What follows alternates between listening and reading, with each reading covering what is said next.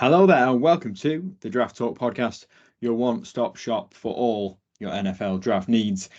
And scary times, people. Take a look at your calendar. It's already April. It's already draft month. Can you believe it? So we better get cracking, eh? We've got another one of our legendary top fives coming up today, and it's going to be a fun one. I'll be guiding you through the proceedings. I'm your host Brian, and joining us, you probably know who it is, right? It's Owen and Stu. How are you doing, guys? Yeah, all good. Receiver episode is always my favorite one. I can't get enough of watching receivers, so yeah, I'm looking forward to this. Yeah, Owen is going to be in his element this week, so I'm going to sit back and just enjoy this one more than anything, just because this is his favorite position. He's damn good at scouting them as well. So I'm interested to see where my mediocre wide receiver efforts end up compared to his. It's a position that matters, right? It's the same with offensive line, that even if you don't have a need, you should be drafting one at some point in the Yeah. draft because you just load up on depth. So yeah, it's a position that matters and matters more and more in today's NFL. Absolutely. So, yep, the guys have done all the scouting, watched all the tape, and going to inform us on all we need to know in the next couple of minutes. So yeah, let's go. Let's go with our top fives. I'll come to you first. Who's your number five wide receiver, please? Okay, so number five for me is the Adonis, that is Adonai A.D. Mitchell from Texas. Um, Transferred from Georgia to Texas ahead of the 2023 season, three-star prospect going back that far. 6'2", 205, just humongous size, length, lanky build, um, really clean hands. He catches everything. He just doesn't drop a ball. You can put the ball anywhere and he'll come down with it. His movement skills are exceptional, shifty to avoid contact. He's got really clever awareness to know where the space is and find it. He's really nuanced in his routes. There's so many routes where he should have got the ball and the quarterback Quinn Ewers just didn't give to him, especially in the red zone and especially um, for touchdowns. You think he was he left so many touchdowns on the field, not because of him, but because he just wasn't given the ball when he was wide open. Um, Exceptional anticipation to avoid tackles, explosive burst, especially through cuts, powerful strider to create separation within a couple of strides, and he's got the speed to maintain it. But the footwork is lightning quick, and he's explosive off his release um, to avoid contact and beat press at the line of scrimmage. He has limited experience outside of this year is his main knock, and he can play with a little bit more control at times. But he is a guy, because of his athletic testing, which was absolutely off the charts. He's a guy I think will be taken in round one. Yeah, full disclosure, number five was really difficult for me in this one. I think it's not because there wasn't a fifth guy to pick. I think there was an awful lot of choice to pick. AD Mitchell, as Wayne said, he's had a really very good year for Texas. He played in the 13 games, 51 catches for 813 yards. I think there's obviously two Texas wide receivers that people will be talking about. For me, he was far and away the better of the two receivers. I think that apart from being able to run a 40, I think that's the only thing that he was not as good as his Still teammate pretty Xavier. good. 4.34 Oh, at yeah, his size. yeah. I mean, he is 4.34 he at is not 6'1", slow. 205. Yeah, I mean, he's a long, lean receiver. He's a very streamlined athlete. I think he's explosive. I think he's a really long strider. He eats up the ground Yeah. very well, but he's got really quick lateral twitchiness and foot speed. He's very flexible for someone his size as well. That chopping feet and out of quick slants, he's really very good at. He's got good body control for someone his size as well. Um, I think that maybe just run after catch ability he could probably be a bit better with because he's got the speed to do so. Um, and sometimes just the trajectory in that last third, sometimes the ball is when the ball's within his grasp, he catches everything, but sometimes he can lose it a little bit for me. But a really good prospect. I think he is going to be a round one pick for me. Um, he was wide receiver 6 though. Fair enough. Or it depends who number 5 is, but sounds fair enough. Yeah, you're probably going to not like it, but it doesn't matter. Go ahead, Stu. Who have you got? As long as it's not Marvin Harrison, we're okay. Definitely not Marvin Harrison. Yeah. He's definitely not number 5. So, number 5, I've gone for Lad McConkey. Right, let's go. Lad McConkey, for me, is probably one of the most intelligent, clever route runners in this draft. He has plan A, B, C, D, E, F, whatever you want to go down when he is running routes. He can become uncovered just on any level that he's running at. He's got really good pace, and it makes the cornerbacks have to react to what he's doing. I don't think they can always anticipate easily what route he's going to run. I think he's got really good body control, and he's crisp in his routes. He was very quick, a 4.39 at the combine. That is not to be laughed at all. He consistently manipulates corners and sometimes plays with them a little bit. He's a really good punt returner as well. I think he's got really natural hands as a catcher. He's got enough vertical speed that he can, they're not going to just press him into shorter routes. I think he obviously had a couple of injuries this past season as well. He's not the strongest guy, maybe particularly up against press corners, so that might be something that you look at. But for me, really good player. I can see him having a lot of receptions. He could be a good I could see him being a really good slot receiver for a team. He had a bit of a few drops on the deeper balls, but I think really like McConkey. Yeah, I really like him too. 6 foot, 186 pounds, so he is light. Take your stereotypical shorter receiver and times it by 10, and that's what Lad McConkey can offer you at the next level, because he is super explosive in his acceleration. He's extremely polished as a route runner, diverse route tree as well, has done everything at Georgia. On short and intermediate routes, he gives you everything that you want. Clean hands. There were some drops on deeper routes, which I'll get to. His hand-eye coordination going through traffic is great. He's one of the most nuanced in his routes of any receiver in this class, and he's elusive after the catch. Just natural athleticism. Slippery, change of direction is great. Instantaneous stop-start ability. And he can challenge you on vertical routes. But I felt that at Georgia they were more schemed open when he was given the ball deep. He can take the ball deep when he's thrown it short, but going deep, it could be like the quarterback Carson Beck was better this year than he'd been dealing with in previous years with Stetson Bennett. But I felt like they were schemed open quite a bit. And he could hesitate tracking the ball, which I think comes into what you were saying before there, Stu. But yeah, he is a very, very good receiver, as a lot of them are in this class. He's going to be a quarterback's best friend at the next level out of the slot. You just give him the ball and watch him go. I think fantasy football players. I'm not a great fantasy football player by any stretch of imagination. I think they're going to love Lad McConkey, however. Yeah. He's just your stereotypical small white receiver, and just take it to the next level. That's what you're going to get in Lad McConkey. Good stuff. Okay. Owen, give us your number 4, please. So 4 for me is Brian Thomas Jr. from LSU. Just an absolutely insane athlete. He ran a 4.33 40-yard dash at 6'3" and 209 pounds, which is mightily impressive. He's an elusive, electric, powerful field stretcher. He has elite vertical threat, elite size, elite speed, and I think he's versatile enough to operate from the slot and from outside. He's smooth, he's fluid, but he has electric movement skills. Fluid when in space, as I just said. Ball tracking out wide is absolutely exceptional.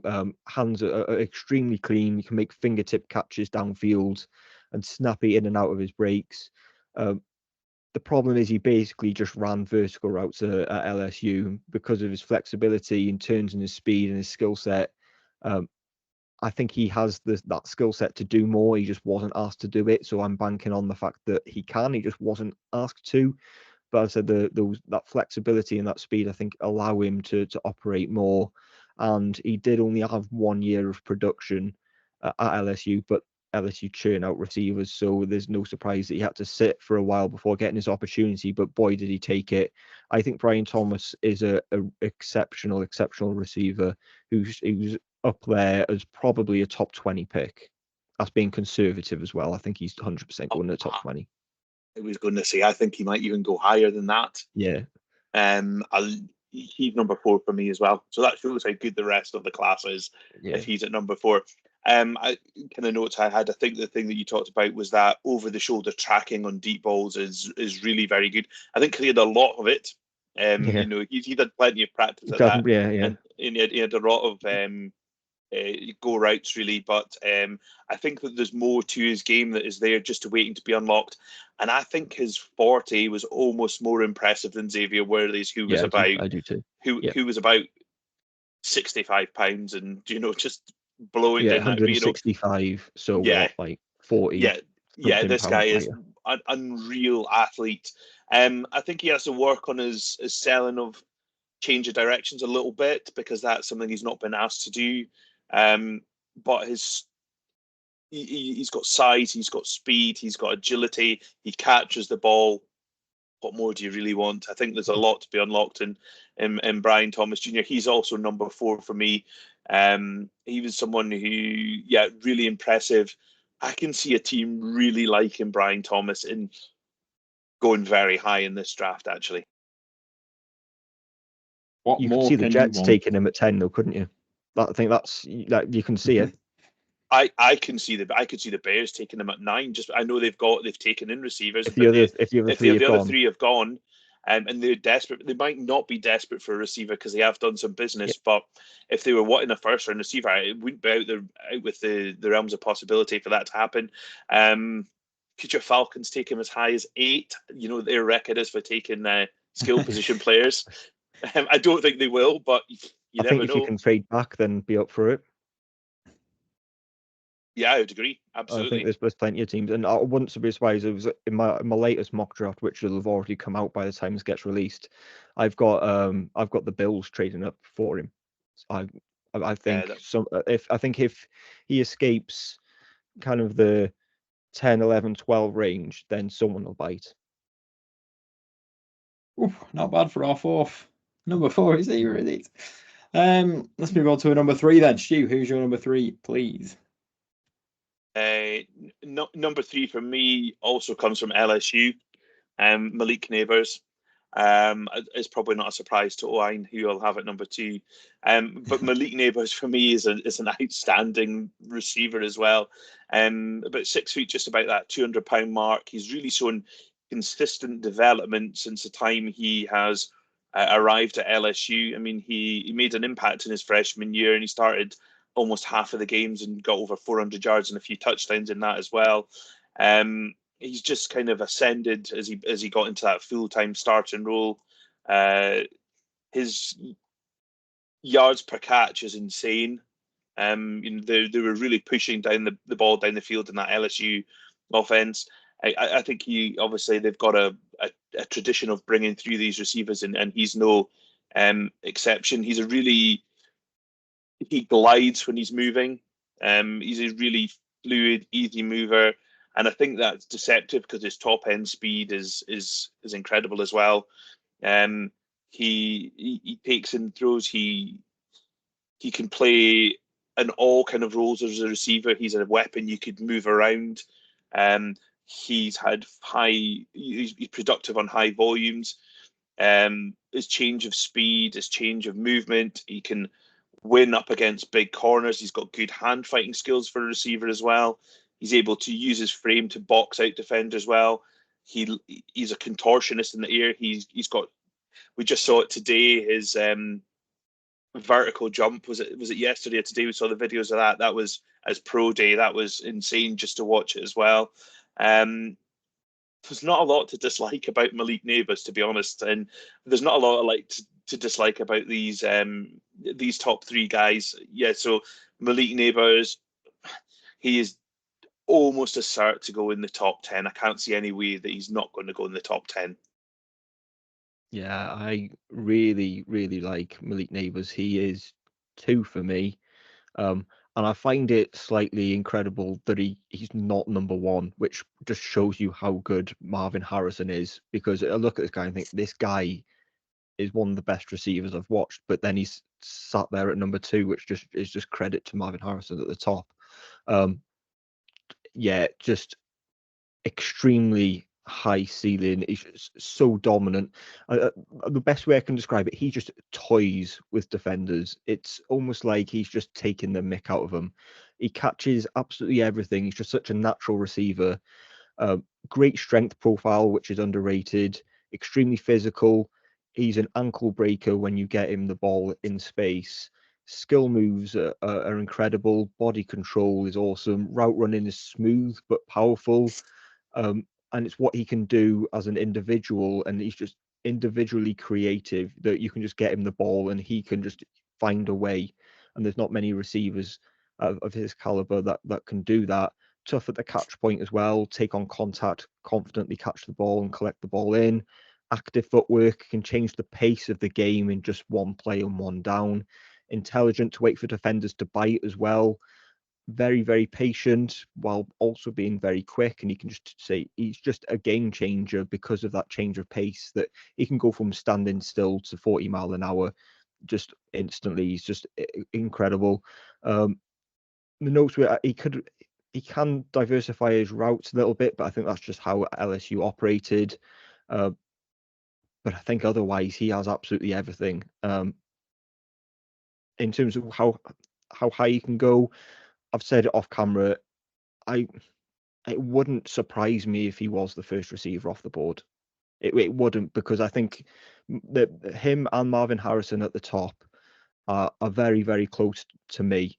And I know everyone's just assumed that Marvin Harrison is the top guy, and he is, but let's not discredit what Malik Nabers and Odunze can do. They are both very, very good prospects who will sit just behind him, behind Marvin Harrison, but that they are, I'm trying to think of the right word here, but the number ones in other years.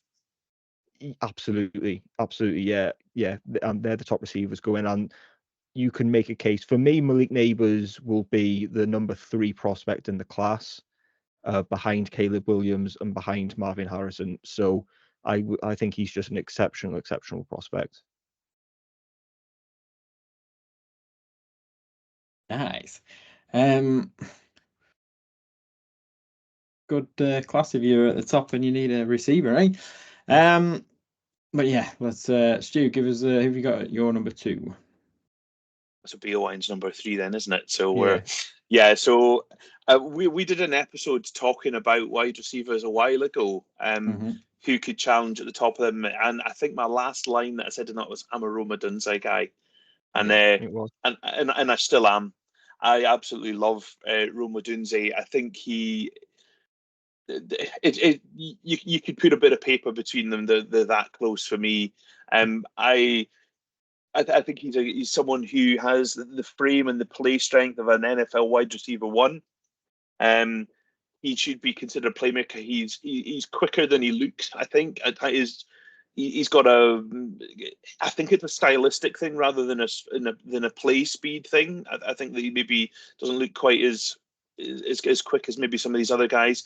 He's a ball winner. He's got absolutely magnificent body control. He's really acrobatic at the catch. For some defenders, he's going to be too strong and too skillful at that position. He's got really strong, reliable hands. He catches well away from his frame. He doesn't want everything into his chest. I think that he has got enough about him he sometimes does look for the jump ball rather than a bit of separation, but I think he's got enough ability to separate when he needs to.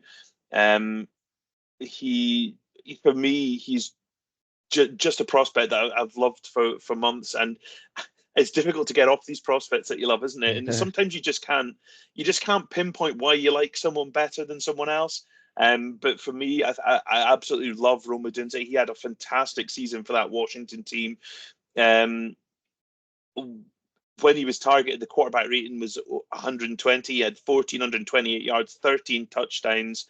He's improved year on year. I absolutely love Rome Odunze. And again, he's also going to be, for me, someone who's going to go in the top 10. As you said before, Stu, vibes, not stats. Is you just Vibes, get not a stats. feeling. I'm going to get that T-shirt printed. Vibes, not stats. And that's good. That's what I'm going to live by. You just get a feeling about a guy, and it's very easy to when they're going to be a top 10 pick. He's very, very good. Size, speed combination, tall but bursty receiver. I think he's going to be one of those true X guys at the next level. Creates great separation with explosive movement and route running skill set. Savvy route runner as well. Dips his shoulder to avoid contact and attacks the middle of the field really well. And sharp cuts of movement. There's not a lot I can add in terms of strengths. Yeah, his ball tracking super strong, and I think he's more than twitchy enough, which he proves at the combine. Which I think some people were underrating his athleticism, going, how athletic is he? Well, he answered everything because he's extremely athletic. I don't think he's as much of a elusive tackle breaker as Malik Nabers is, and maybe doesn't have the same power to fight through contact and wrapped up tackles that Malik Nabers does. It's simply a flavor between the two of them. But yeah, it's really difficult to argue with anything here because the weaknesses are limited with all of them. Okay, we've got one left. And I'll let you introduce our big number one. A certain Marvin Harrison Jr. from Ohio State. Where to start and where to end? I would sum up his scouting report as being, when you're listening or watching this, what would you like your receiver to do? Yeah, that's Marvin Harrison, because he can do so many different things. He checks all the boxes. He's almost as perfect a receiver prospect as I think you're going to find. He's elite in almost every way, and he is and should be rightfully talked about as a rare prospect. He's extremely advanced. He's physically gifted, although you can take a guess at his height or weight because we don't actually know, because he hasn't weighed in at his pro day or at the combine. Not Just that got it matters. vibes. We can maybe touch on it. Yeah, all vibes. What we do know is that he was listed at 6'4" and 205, which means that we know he's under that because they always overestimate it at the college level. No one's ever been higher or heavier than their college weight. But yeah, it creates separation in just multiple different ways. You press him and he'll knock you away when he gets instant separation. Twitchy, active, goes through the gears brilliantly, maintains his speed through contact as well and through the catch. Sudden change of direction.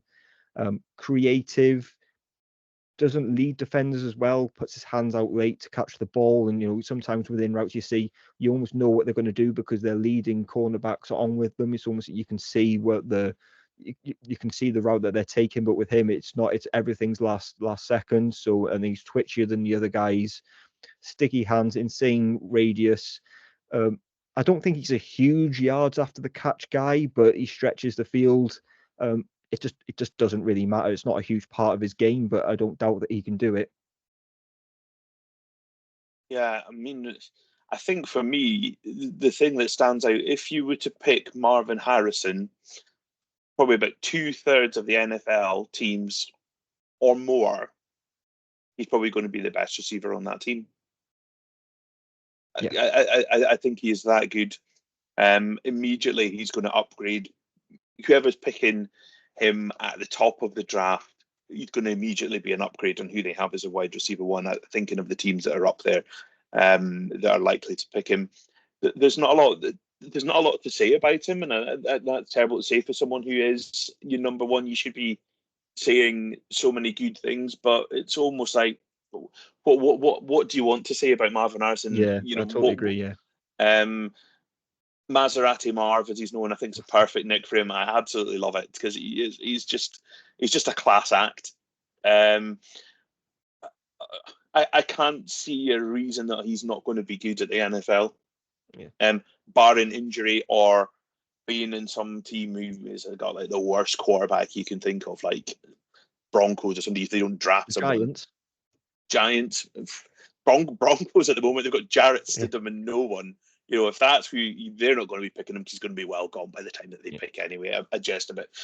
Marvin Harrison, he's as good a wide receiver prospect as we've probably seen. It's not saying he's that year with Jamar Chase. He's up there at that level of being. Jamar Chase went in number 5. Harrison might go even a little bit earlier than that, but we'll see. Whoever's getting him is getting an elite prospect. Wowzers! There we go. What a top 5. Over class we've got. So yeah, there's bound to be plenty of the names out there, guys. So throw some others that we can learn a bit about. Throw some out there. Who would be next on your list, Stu? I know you said you had AD Mitchell at 6. Who would be next? Yeah, AD Mitchell at 6. I didn't actually rank them. If you were to press me on who I had as 6, I don't know. There's such a cluster of those guys who are round about there. I really like Troy Franklin. I like Roman Wilson. We'll just look on Troy Franklin then, because he's 6'2", 176 pounds. That's the thing, is 176. Problem, he's about he's as skinny as a rail, isn't he? But he had a really, really good season for Oregon. It's his frame, I think, that is going to be the problem for him. Things like blocking and going up against some of these stronger great strength, isn't it? Yeah, the stronger guys. I mean, he's fast. He's a really good route runner. He's played outside and inside. He can be that high pointer at times, but again, if he's not being challenged physically, he can do that. But I think that's one of the, if he had a bigger frame, he's someone that you could see being a higher pick as well, because he's got a lot of skills that I do like. Yeah, that frame limits how high he can be taken. I agree. But he has the ability to stretch the field and exploit space through intermediate and deep zones. He's just extremely lanky, and he does have impressive length, to be fair. His catch radius is really strong, and he's got clean hands as well, and he's snappy enough in and out of his routes to flip his hips. He's got the agility and the skill set and the skill moves. Change of direction is super strong. You can go from his hips facing one way to the other way, almost like a court we'd expect with the corner, doing the hip flipping drills. And he's got his head stays level to track the ball. I like him. I do think it limits how high he can go, though. So I don't know. It wouldn't surprise me if he ended up slipping to round 3 in the end, simply because of the weight issue. Speaking about weight issues, do you want to touch on Xavier Worthy as well? Yeah, he's even smaller. Texas, 5'11", 165 pounds. Now, he's probably dropped a little bit of weight so he could run the fastest 40-yard dash we've ever seen at the combine. He went exclusively to do that, which, fair play to him, but I find a little bit odd. We think he probably weighed about 164 when he was in college last year, which would have been first percentile, and he weighed in at 165. So, but he is an elusive, creative playmaker. And we talk about lightning in a bottle. That's him. He's got scary elusiveness and scary speed. Truly dynamic.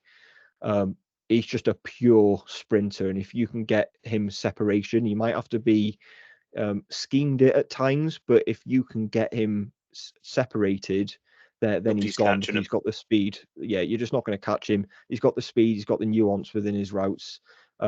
He'll just be impossible to catch. The problem is probably him getting the separation from press at the line. But if you can get him open, then you're just not going to. So he plays like a running back effectively. I wonder how he's going to do with the new kickoff rule.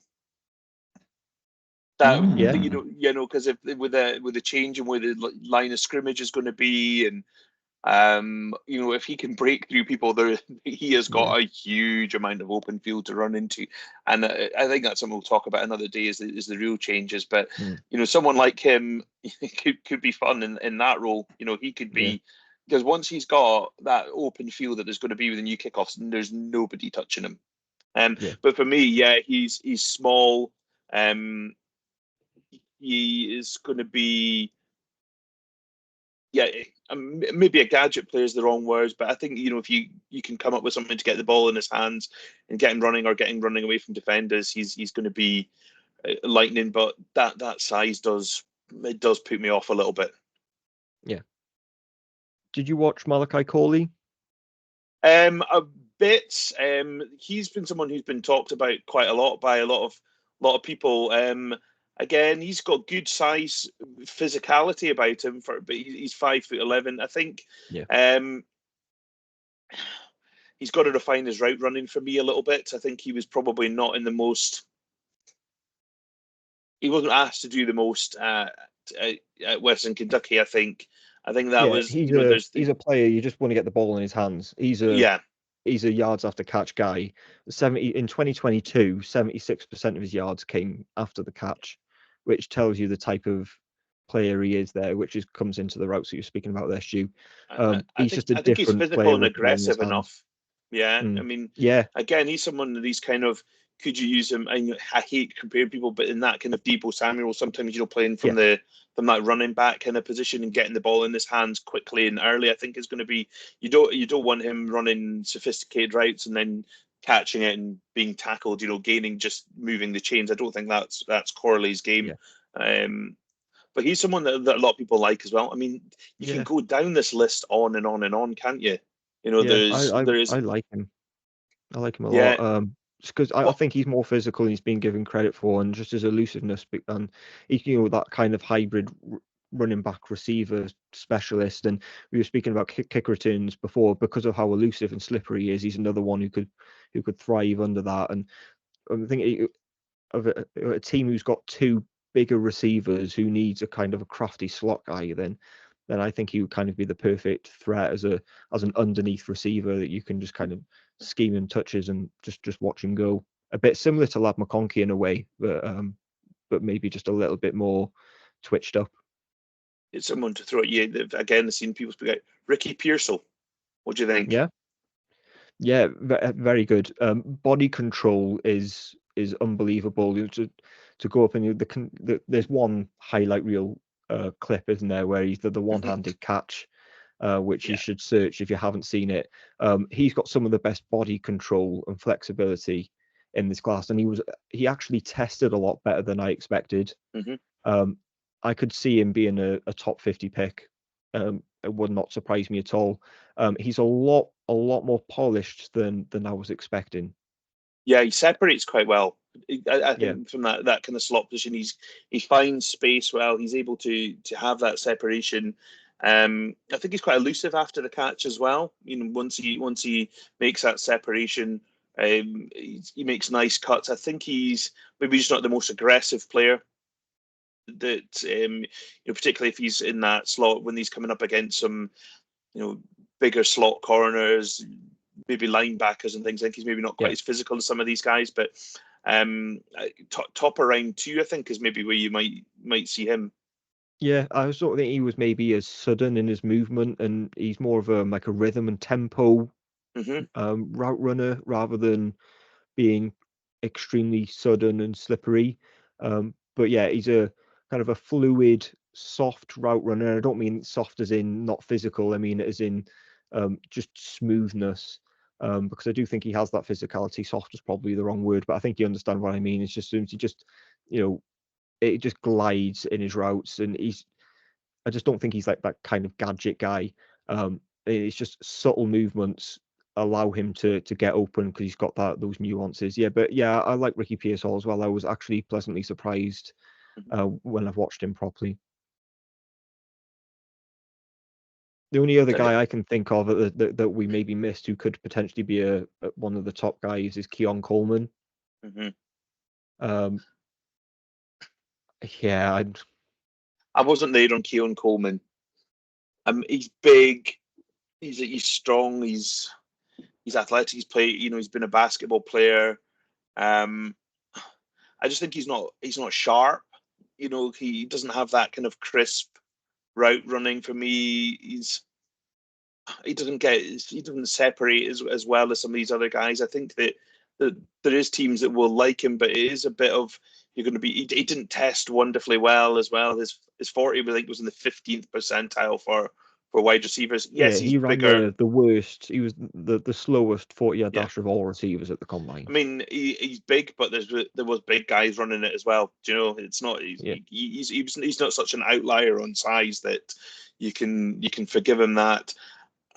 I'm just not quite there on him. I don't know what. Again, talking about vibes, not stats. I don't know what it was. I just didn't. I didn't get the feels for Keon Coleman as I did for some of these other guys. Okay, well, I'll try and I'll sell people on him instead then. So he ran the slowest 40-yard dash of any receiver at the combine, but then he had the fastest miles per hour at the gauntlet drill at the combine. So it's a slight contradiction. Do you want to take the athletic testing data or do you want to take the GPS data? And I think it seems probably a changing more towards the GPS data because you get it from all the college games as well. So maybe the 40 doesn't matter so much, but it certainly raises question marks there, doesn't it, over his athletic ability. In terms of the separation, there's different ways of making separation, isn't there, right? And I think he is someone who separates with physicality and more so at the catch point. So you can separate once you're in the air. It doesn't always have to be within your routes. That I think he can pluck the ball from anywhere. People see him as this contested catch god. I don't think he is that. I think he's more than good enough, but I don't think he's kind of that is be all and end all is that, because I think he's got enough awareness. His ball tracking is some of the best. I really like that. Fluid movement as well. He's a smooth runner. You know, that gauntlet drill which we're talking about, which they've got balls throwing from either direction. They need to stay on the line running. They're able to test whether the players are weaving within their routes or not. He is straight down the line. He's extremely polished, I think, as a route runner, and I think he's an excellent blocker as well. I think his usage at Florida State, he was clearly their best receiver.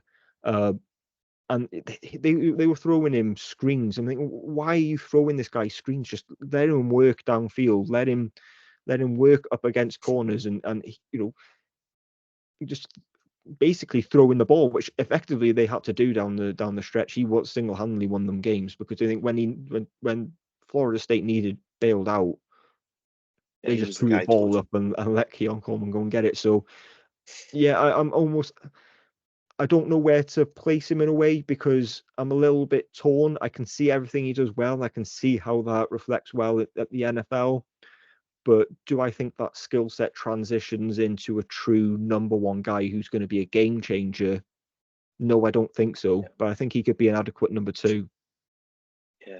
I mean, this draft is packed with wide receivers. You know, you can go down the list of names that we're probably not going to have time to touch on as well. There's guys like Xavier Leggett, Roman Wilson, Hez Walker, Jalen Poe, Jalen McMillan. You know, you could just go on and on and on. And these are all going to be guys who teams like and are going to draft at some point. But it's just, yeah, what do you like and what do you need? But there's a list of really good receivers in this draft. Indeed, and there we go. We've give you the lowdown on quite a few there. So remind the people of your top five. It seems like ages ago now. We've you mentioned that many. I think we've got to a top 25. Yeah, it's fine. There's that many. My fifth ranked receiver was A.D. Mitchell from Texas. At number 4, it was Brian Thomas Jr. from LSU. 3 was Odunze from Washington. 2 was Malik Nabers from LSU, and 1 was Marvin Harrison Jr. from Ohio State. Yeah, and so I had at number 5, McConkey from Georgia. Number 4, Brian Thomas Jr. from LSU. Also from LSU, Malik Nabers at number 3. Odunze was at number 2. And Ohio State's Marvin Harrison Jr. was number 1. There we go. There we have it. Our wide receiver top 5. Man, we're over the peak now, aren't we, guys? We're heading towards finalizing our top 5 series because the draft isn't that far away. But yes, keep your eyes peeled. We'll be back very, very soon, as always. And yeah, take care. Thanks for listening.